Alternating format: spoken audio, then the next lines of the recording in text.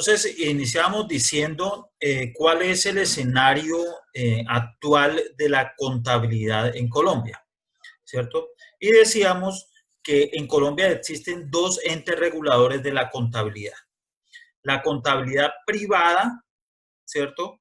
Que es los encargados de regular en esta materia son el Ministerio de Hacienda y el Ministerio de Industria y Comercio. Por esto, estos dos son los que emiten los decretos reglamentarios de todo lo que tiene que ver con las normas de contabilidad en Colombia, ¿cierto? Y el sector público, que el ente regulador es la Contaduría General de la Nación.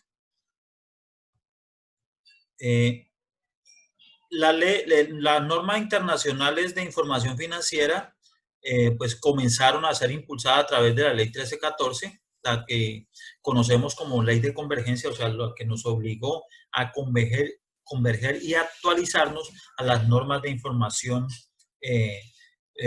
internacionales de información financiera, ¿cierto? Y lógicamente en esta norma se establecieron tres grupos para el sector privado. El grupo número 1, ONIF Plenas, grupo número 2, ONIF Pyme, y grupo número 3, o microempresas, el grupo de las microempresas.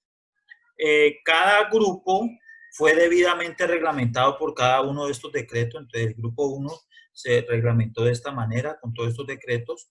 El grupo número 2, NIF Pymes, inicialmente fue el decreto 3022, posteriormente fue modificado por el 2129, y el grupo 3, que fueron las micro, fueron reglamentados por estos dos decretos, 2706 y 3019. Luego de esto se sacó un decreto reglamentario que consolidó o unificó todos los tres marcos normativos del sector privado en un solo decreto, que es el decreto reglamentario 2420, el decreto único en materia contable 2420 del 2015, ¿cierto? Donde unificó estos tres grupos. Y posteriormente, en este mismo año, sale el decreto 302 del 2015. Este decreto tiene que ver todo con las normas internacionales de auditoría que se van a aplicar acá en Colombia, ¿sí? Posteriormente, salen varios decretos, dentro de ellos el decreto 2496 del 2015. Este decreto modificó especialmente las empresas del sector solidario, y pues en este mismo año modifica ya el decreto único, ¿cierto? Decreto único, y en el año 2018, mediante este decreto 2483 de 2018, actualiza las normas del grupo número 1 y de una vez compila absolutamente todo. O sea, el último decreto que está compilado y debidamente actualizado las normas internacionales de contabilidad del sector privado es el decreto 2483 del 2018, y también quedó compilado las normas internacionales de auditoría. Este decreto 2483 del 2018. Eso con lo que tiene que ver con la contabilidad y la información financiera del sector privado.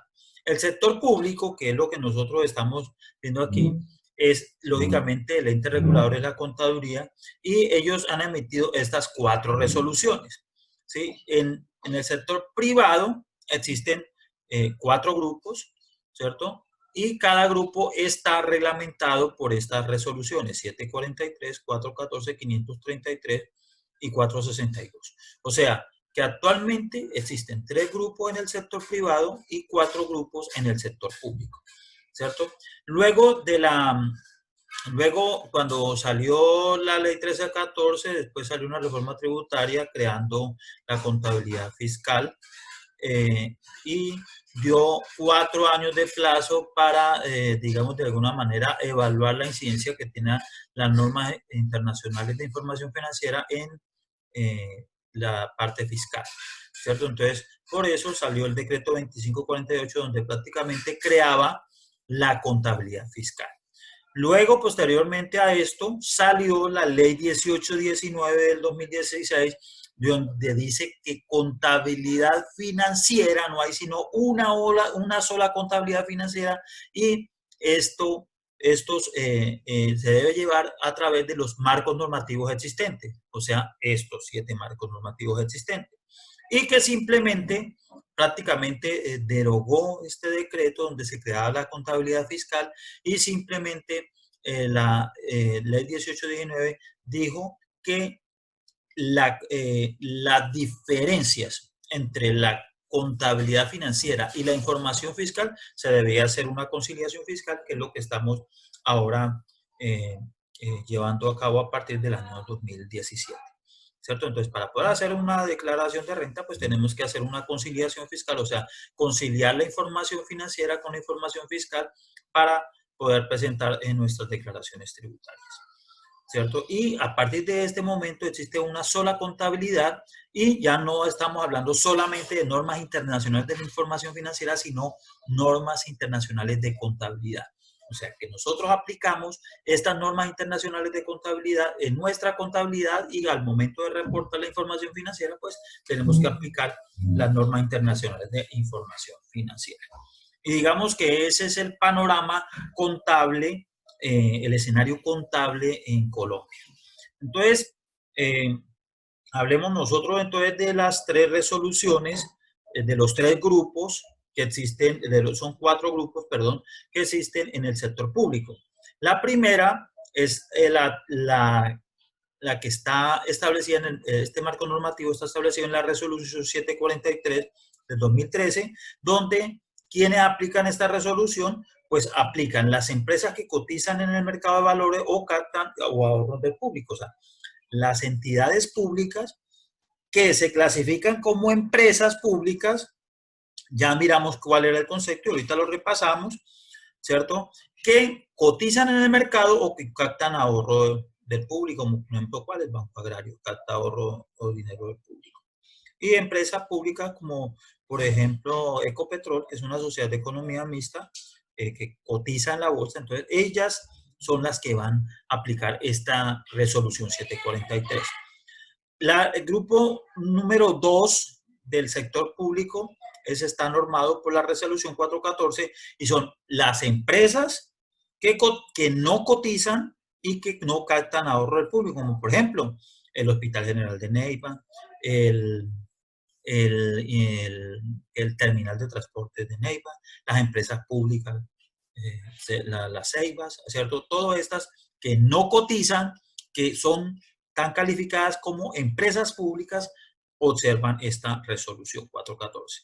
Y la resolución 533, que este marco normativo es para las entidades de gobierno, y ya miramos y ahora volvemos a repasar quiénes son estas empresas, ¿cierto? Y lógicamente lo que hablamos aquí de la resolución 462 del 2017, que esta resolución es para las entidades públicas que se encuentran en liquidación, ¿cierto? ¿Cuál es entonces el ámbito de la contabilidad pública en Colombia? Entonces, ¿a quiénes aplica?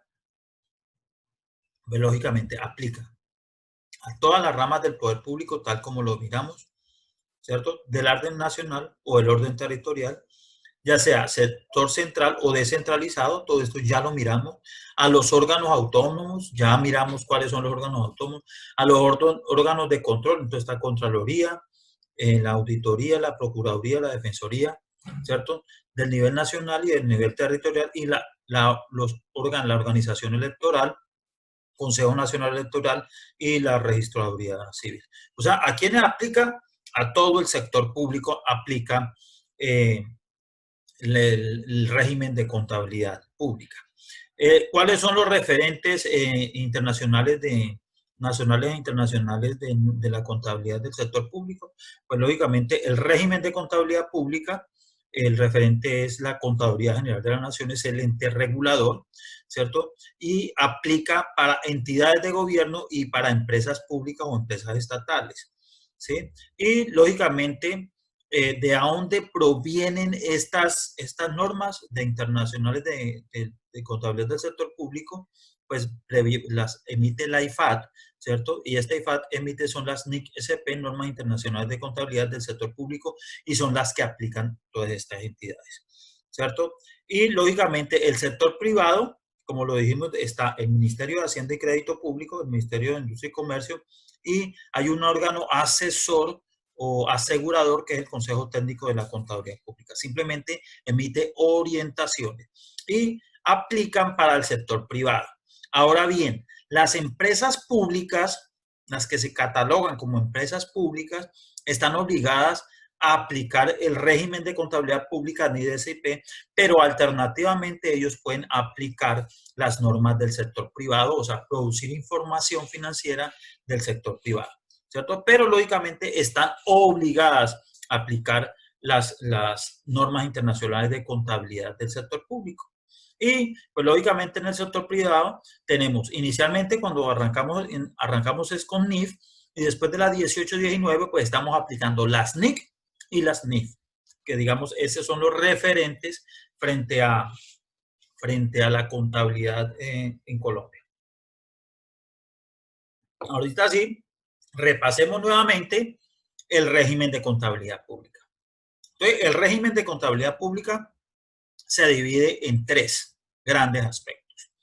Primer aspecto son el Plan General de Contabilidad Pública, que son todas las pautas conceptuales, ¿cierto?, que rigen el régimen de contabilidad pública.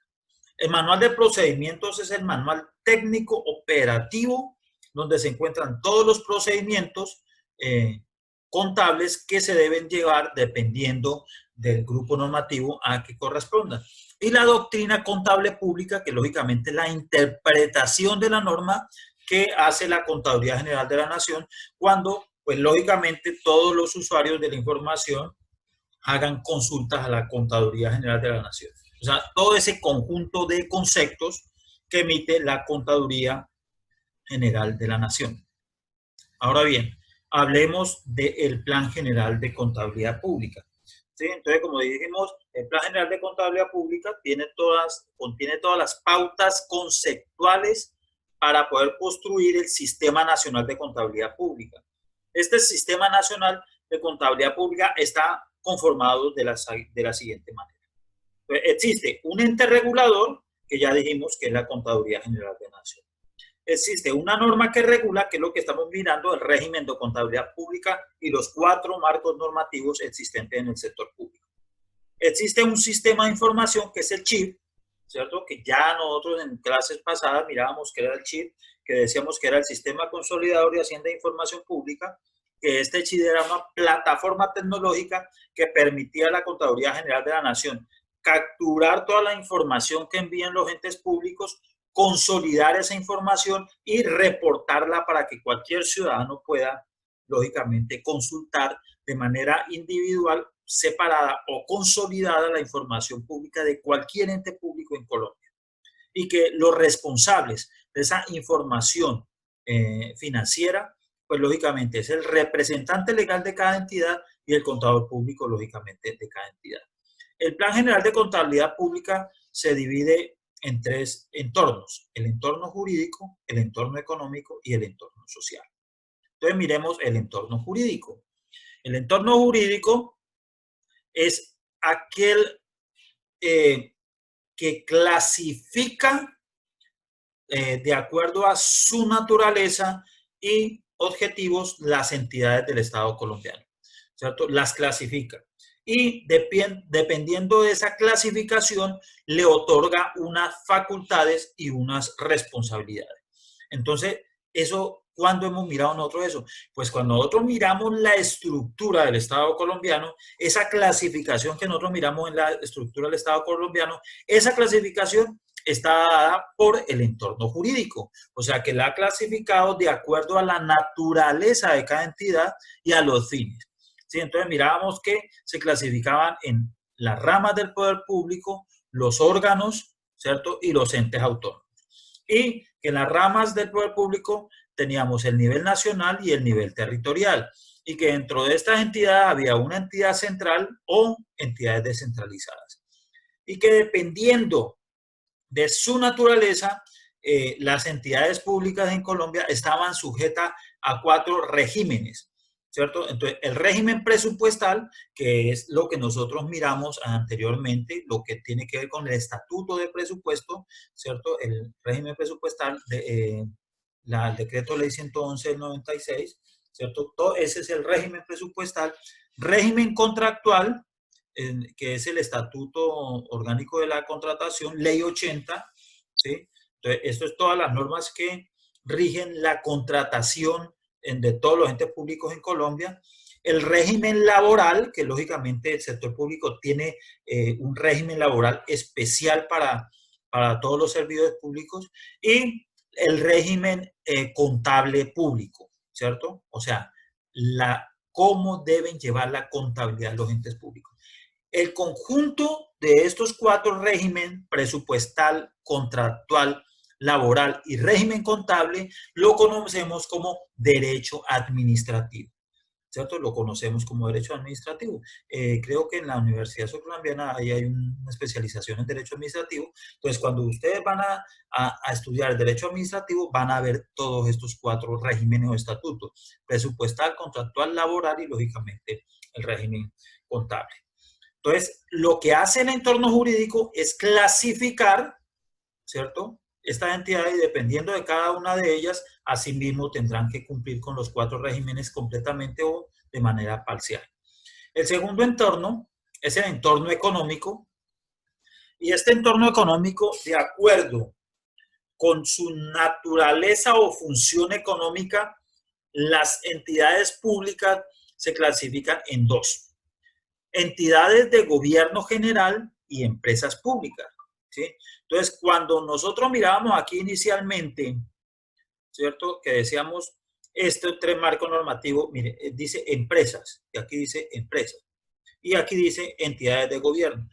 Estos dos marcos normativos se aplican para empresas públicas, y estas son las entidades de gobierno, y esa es la clasificación de las entidades públicas de acuerdo a su entorno económico, ¿cierto? Entidades de gobierno general y empresas públicas. Entonces, ¿cuáles son las características de una entidad de gobierno general? Entonces, lo primero que hay que identificar en una entidad de gobierno general es que su objeto es el mejoramiento de la calidad de vida de la población. O sea, ese ente público ha sido creado para mejorar la calidad de vida de la población. Es característica fundamental que son sin ánimo de lucro, ¿sí? Y lógicamente, de dónde provienen sus ingresos, pues de la capacidad impositiva del Estado, ya sea porque la misma entidad recauda o porque el Estado le transfiere esos ingresos a la entidad. Estas entidades de gobierno general deben observar estrictamente el derecho administrativo, o sea, que las entidades de gobierno tienen que aplicar al 100% estos cuatro regímenes o estatutos que estábamos mirando, ¿cierto? Ejemplo de esto, una alcaldía, ¿cierto? La gobernación, ¿sí? Su objetivo es mejorar la calidad de vida, son sin ánimo de lucro. ¿Y de dónde provienen sus ingresos? Pues de los impuestos que recauda o de los impuestos que legisla el Estado colombiano, ¿cierto? Entonces, una alcaldía, una gobernación. Otro ente que sea descentralizado, por ejemplo, el SENA. ¿El SENA cuál es el objetivo? El mejoramiento de la educación de todos los colombianos, ¿cierto? Y eso es mejorar la calidad de vida. Es sin ánimo de lucro el SENA. ¿Y de dónde provienen los recursos del SENA? Pues de los recursos que le transfiere el Estado colombiano. Ahora miremos las características de una empresa pública. La empresa pública pues actúa en condiciones de mercado, o sea, que ejerce comercio, ¿cierto? Y lógicamente, ¿de dónde provienen sus ingresos? Pues de su ejercicio del comercio, ¿sí? Estas empresas públicas están sujetas a la aplicación de los procedimientos de contabilidad, o sea, aplican el régimen de contabilidad pública, pero como le decía anteriormente, también pueden producir información con criterios de naturaleza privada, que era lo que decíamos. Están obligadas a llevar el régimen de contabilidad pública, pero paralelamente también pueden producir la información financiera con los fines de naturaleza privada, ¿cierto? En estas empresas públicas no hay una característica de que sean sin ánimo de lucro. Entonces, aquí en empresas públicas encontramos entidades que son con ánimo de lucro y a otras empresas públicas que son sin ánimo de lucro, ¿cierto? Entonces, un ejemplo de una empresa con ánimo de lucro, que sea empresa pública, la electrificadora del Huila. ¿Actúa en condiciones de mercado? Sí. ¿Distribuye energía? ¿Compite con otras del mismo sector? ¿Cierto? ¿De dónde provienen sus ingresos? Pues provienen del servicio que ellos prestan de distribución de energía y de otras actividades que realizan, ¿cierto? Y es con ánimo de lucro porque lo que quiere decir con ánimo de lucro es que distribuyen sus dividendos, ¿cierto? Sus dividendos. Otra empresa, por ejemplo, el Hospital General de Neiva. El Hospital General de Neiva, lógicamente, es una entidad sin ánimo de lucro, pero pues compite con otras, claro, porque compite con todas las IPS privadas, ¿cierto? Y adicionalmente el Hospital General de Neiva, ¿de dónde provienen sus ingresos? Pues de los servicios de salud que le presta a todos los entes públicos y privados y personas naturales y jurídicas, ¿cierto? Entonces fíjense que pues aquí hay de todo. Ahora nosotros en la clase cuando mirábamos esto decíamos, bueno, ¿y la Universidad Surcolombiana qué? La Universidad Surcolombiana tiene características de entidad de gobierno general, pero también tiene características de empresa pública. Pero nosotros concluimos que no nos debemos de gastar porque la Contraloría General de la Nación saca una resolución y dice clasifica. Entonces, la Universidad Surcolombiana es una entidad de gobierno general. Así tenga características de uno o de otro, pero la Contraloría General de la Nación dijo las universidades autónomas públicas son entidades de gobierno general, ¿sí? Y entonces tiene que aplicar la resolución 533 para el marco normativo establecido en la resolución 533. Y este es el entorno económico. Ahora, el entorno social. El entorno social lo que nos dice es que la contabilidad financiera del sector público tiene que contener aspectos, o sea, registrar aspectos sociales, ambientales, culturales e históricos. Y esto es uno de los aspectos más relevantes y diferentes a la contabilidad del sector privado, porque lógicamente aquí es donde nosotros registramos toda la parte social de los entes públicos. Y lógicamente estos aspectos sociales vienen en las cuentas, cuando ahorita que miremos el plan de cuentas de la entidad de gobierno, pues vamos a darnos cuenta que aquí están las cuentas para poder registrar todos estos aspectos sociales, ambientales, culturales e históricos. Y digamos que ese es el primer punto, que es el Plan General de Contabilidad Pública. Después vamos al manual de procedimientos. Este manual de procedimientos está contenido en tres: los procedimientos contables, ¿cierto?, los instructivos contables y el catálogo general de cuentas. Entonces, lógicamente, los procedimientos contables, pues, lógicamente, son todas las técnicas, todos los procedimientos detallados que debemos llevar para poder llevar la contabilidad pública, el régimen de contabilidad pública, ¿cierto? Aquí está contenido el marco normativo y, lógicamente, mucho más detallado, ¿cierto? Los instructivos contables, la Contraloría General de la Nación, cuando considera que hay un aspecto relevante en la información financiera, saca instructivo y esos instructivos son de obligatoria aplicación, ¿cierto?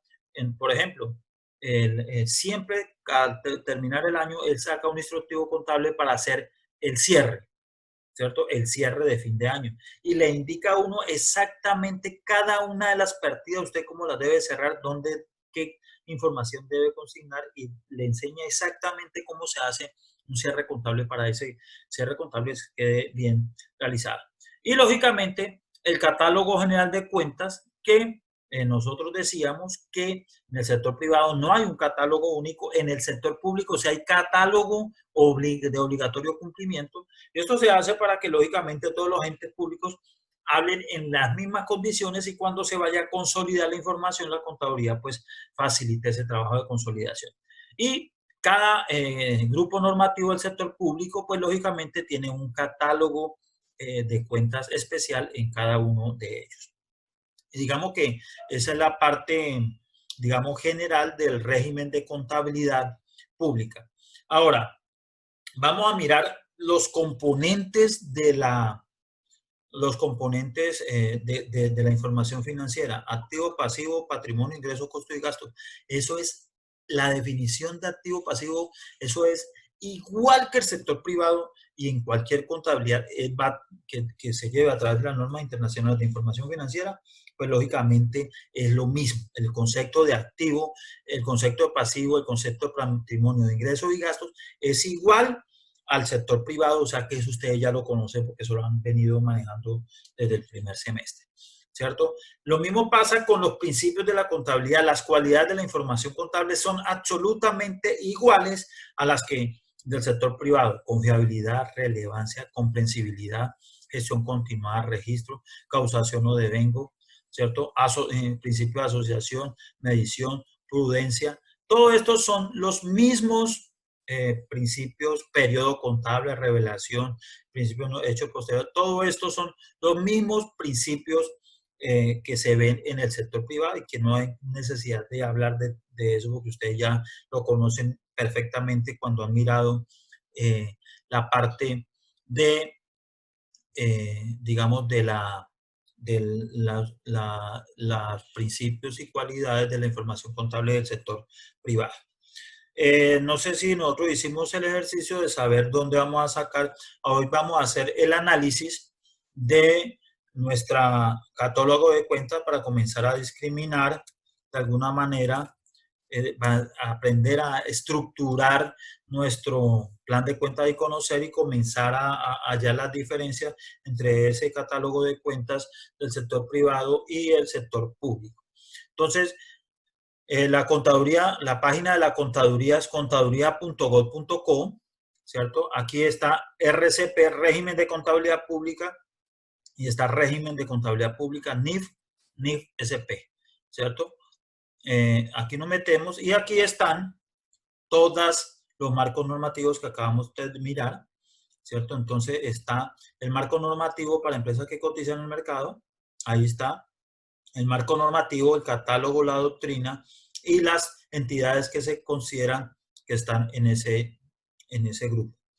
También están las empresas que no cotizan en el mercado. Aquí está también marco conceptual, normas, toda la información está. Está aquí el marco normativo para entidades de gobierno, y lo mismo. Aquí está la resolución donde está el marco normativo, y está la resolución donde están todo el listado de las entidades que están sujetas a este ámbito de aplicación, y el último grupo que son las entidades en liquidación, el último. Entonces, lo que van a hacer ustedes, nosotros vamos a hacer un taller práctico de una entidad de gobierno, un municipio. Entonces, se meten aquí a catálogo general de cuentas, ¿sí? Catálogo general de cuentas, y aquí van a encontrar todas las versiones que ha sacado el catálogo general, y la última, miren, ya salió una nueva, vamos a descargarlo. Entonces ya descargué la última versión. Aquí ya ustedes tendrán que, lógicamente, hacer lo mismo. Así tal como de la versión de aquí descargar, y lógicamente ya la tenemos aquí descargar, ¿cierto? Esta es la última versión, salió hace 14 días, y la que vamos a aplicar, usted la tendrá que bajar para poder desarrollar.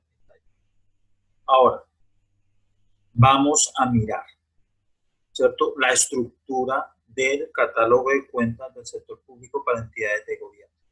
Entonces, vamos a mirar primero las clases, que son absolutamente iguales. Las clases que son activo, el número 1, pasivos, 2, patrimonio, ingresos, con los mismos códigos.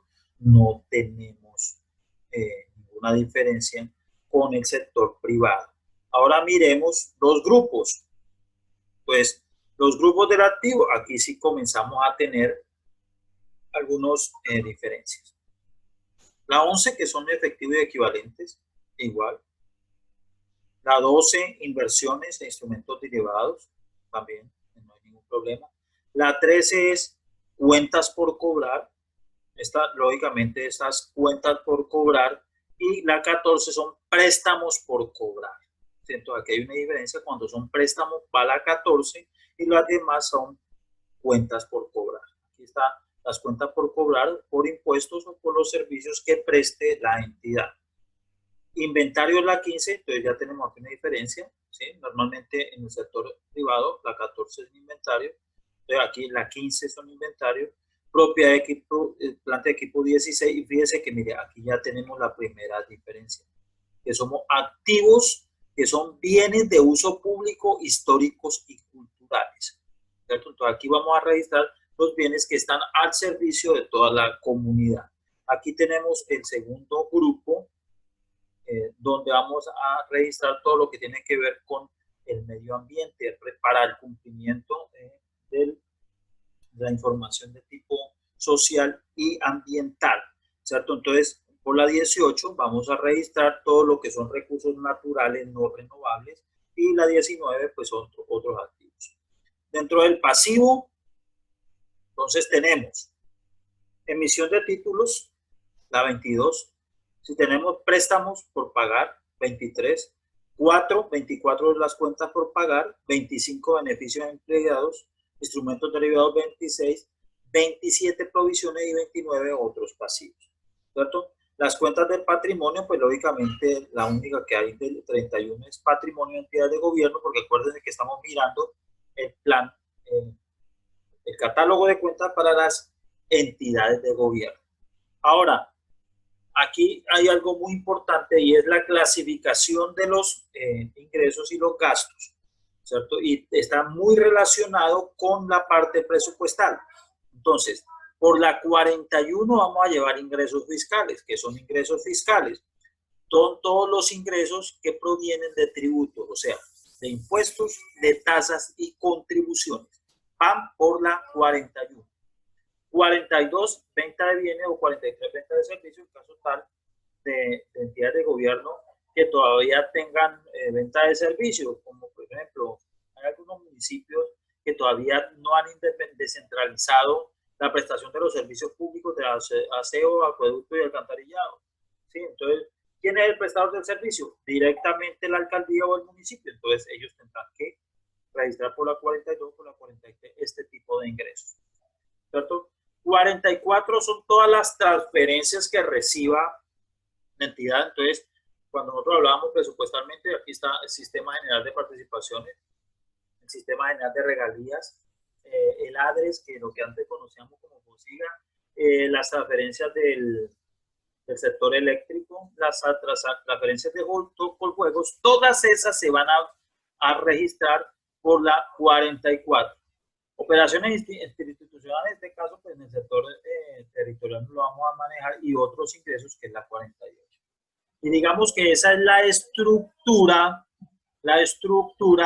que tiene que ver con los ingresos, ¿sí? Entonces, hay que tener muy claro esa estructura. Acuérdense, 41, ingresos tributarios, 44, transferencias.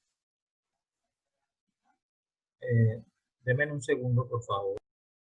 Bueno, ahora vamos a mirar la estructura de los grupos de los gastos, ¿cierto? Entonces, recuerde, nosotros teníamos en la contabilidad presupuestal gastos de funcionamiento y gastos de inversión, ¿cierto? Entonces, los gastos de funcionamiento que no son activos, ¿cierto? O sea, porque es que usted puede tener un gasto presupuestal de funcionamiento, pero que no es un gasto en contabilidad financiera. ¿Cómo así? Por ejemplo, nosotros en el ejercicio que hicimos,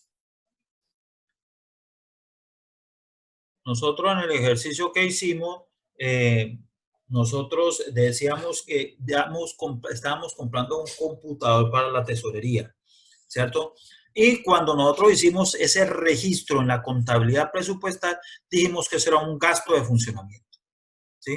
Pero cuando vamos a registrar ese computador, esa compra de computador, que es un gasto de funcionamiento en la contabilidad presupuestal, nosotros en la contabilidad financiera eso no es un gasto, ¿cierto? Eso es la compra de un activo. Entonces, lógicamente, esos gastos que son activos, pues se llevan al activo, y los demás gastos de funcionamiento, o sea, los gastos de funcionamiento que no son activos, los llevamos a la grupo 51 como gastos de administración y operación.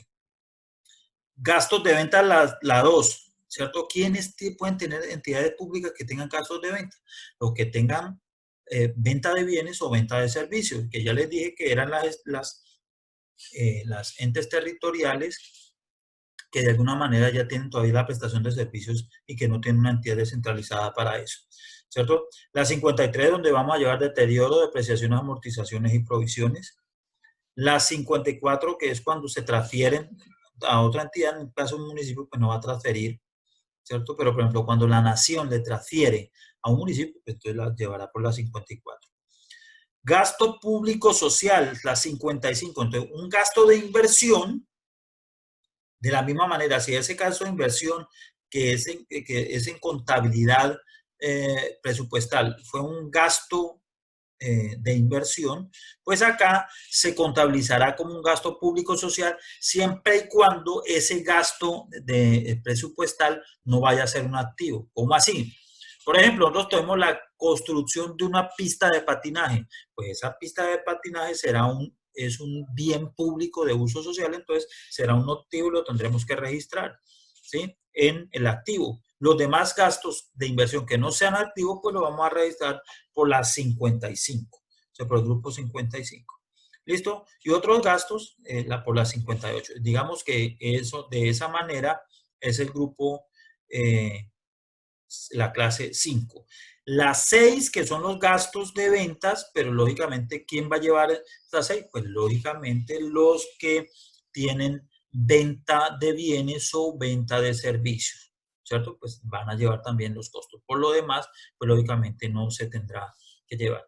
Digamos que esa es la estructura a nivel de grupo y ya ustedes tendrán en sus casas que comenzar a estructurar ya a nivel de su cuenta. Entonces, cada una, ustedes tendrán que aprender a identificar y aprender a mirar cada uno de los grupos, ¿cierto? Entonces, por ejemplo, vamos a mirar el grupo 41, ¿cierto? Vamos a mirar los ingresos fiscales. Entonces, ahí los ingresos fiscales, lógicamente, pues estarán también estructurados de la misma manera como se estructuraron en el presupuesto, en la contabilidad de presupuesto. Entonces, vamos a mirar aquí, por ejemplo, ingresos fiscales. Entonces, tenemos ingresos fiscales por impuestos, que son los ingresos tributarios, ¿cierto? Entonces, aquí tenemos todos los impuestos que nosotros registramos en el... Entonces, miren, la 4107 estará impuesto predial, impuesto de industria y comercio. Este es impuesto a la gasolina, es diferente a la sobretasa a la gasolina. Por acá estarán sobretasa a la gasolina, que es otro diferente. Mírenlo, aquí está, sobretasa a la gasolina, ¿sí? Entonces, aquí están todos los tipos de impuestos. Ahora vamos a mirar, por ejemplo, la 4110 son contribuciones, tasas de ingresos no tributarios, ¿cierto? Y la 44, ¿sí? La 44 que decíamos que eran transferencias, entonces la 44, entonces lógicamente ahí van todos los tipos de transferencias que pueda recibir el municipio, la alcaldía. Entonces tenemos, miren, 4408, el Sistema General de Participación. Entonces nosotros ya miramos el Sistema General de Participación, está aquí, salud, educación, propósito general, FOMPET, alimentación escolar, todo, aquí está todo el Sistema General de Participaciones. Están otro tipo de regalías como el Sistema General de Regalías, ¿cierto? Y aquí están el Sistema General de Seguridad Social y otras transferencias. Entonces, las otras transferencias pues se van a registrar por la 4428, ¿cierto? De la misma manera, así como hay un ingreso, pues lógicamente tiene que haber una cuenta por cobrar. Entonces, la 13, por ejemplo, 1337 serán las transferencias por cobrar, ¿sí? La contabilidad financiera ya se lleva por el principio de devengo o causación, ¿cierto? La contabilidad presupuestal se lleva por el principio de recaudo, ¿cierto? De caja.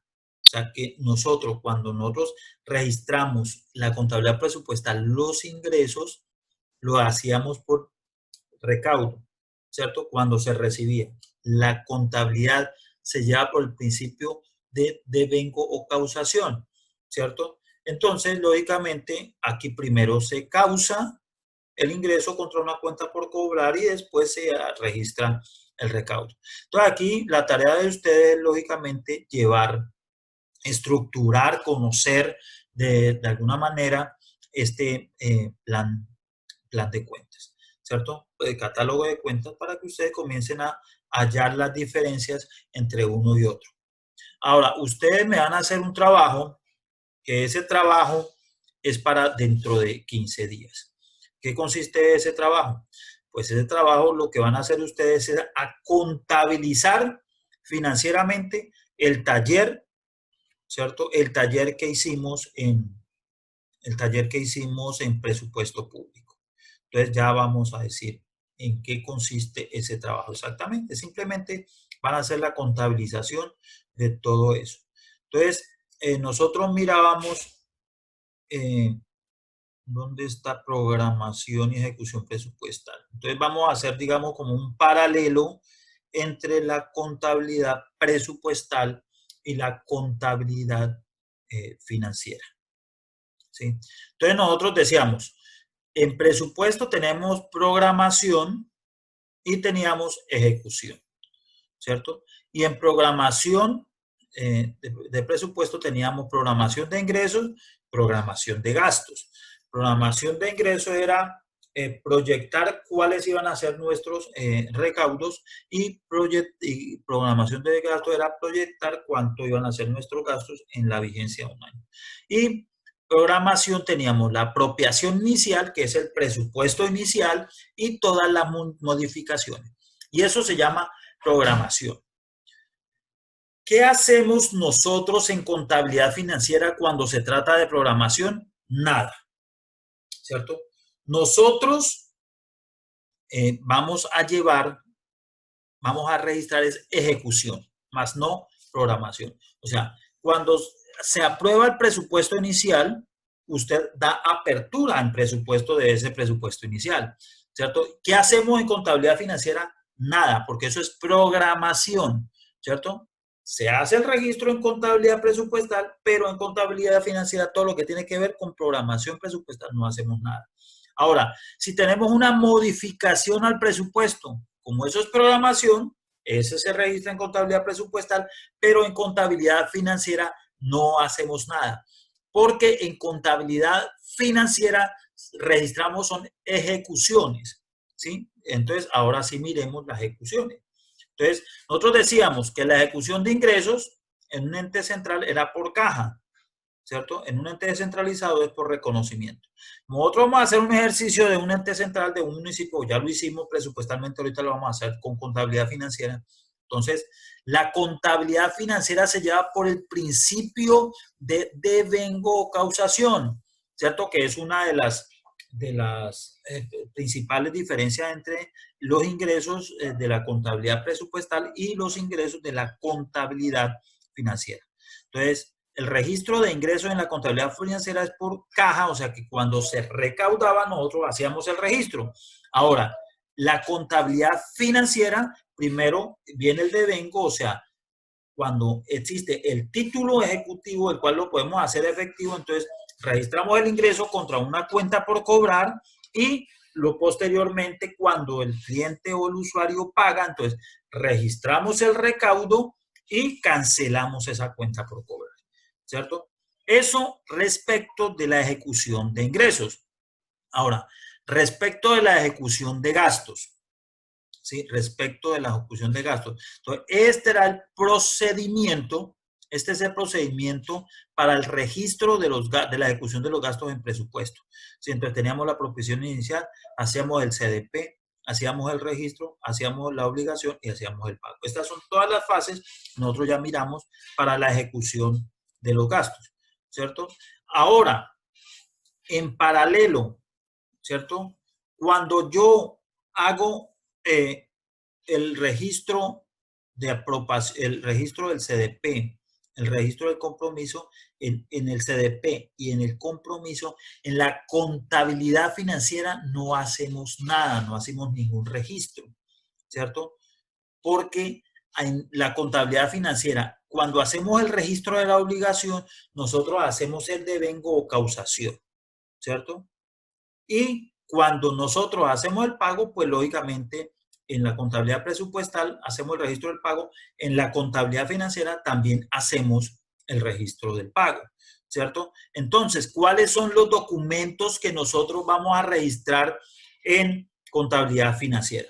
Entonces, aquí hacíamos una OP, una orden, una obligación presupuestal o una orden de pago, y esa OP es la que nos va a servir a nosotros para registrar la causación en la contabilidad financiera. Y lógicamente aquí vamos a registrar una cuenta por pagar financiera. Y cuando acá se hace el comprobante de pago, comprobante de ingreso en presupuesto, ese mismo documento lo vamos a registrar en nuestra contabilidad financiera, ¿cierto? Que es debitamos el pasivo y sale de bancos, que lógicamente ese es el pago, ¿cierto? Ahora, acuérdense, aquí en gasto, en nuestro presupuesto, contabilidad presupuestal, no registramos sino dos ingresos que son ingresos y que son gastos. En contabilidad financiera vamos a registrar activo, pasivo, patrimonio, ingresos, costos y gastos, ¿cierto? Entonces, esos recaudos para terceros, que aquí en la contabilidad presupuestal no registramos nada, en la contabilidad financiera sí lo vamos a tener que registrar, ¿cierto? Entonces, ese es el trabajo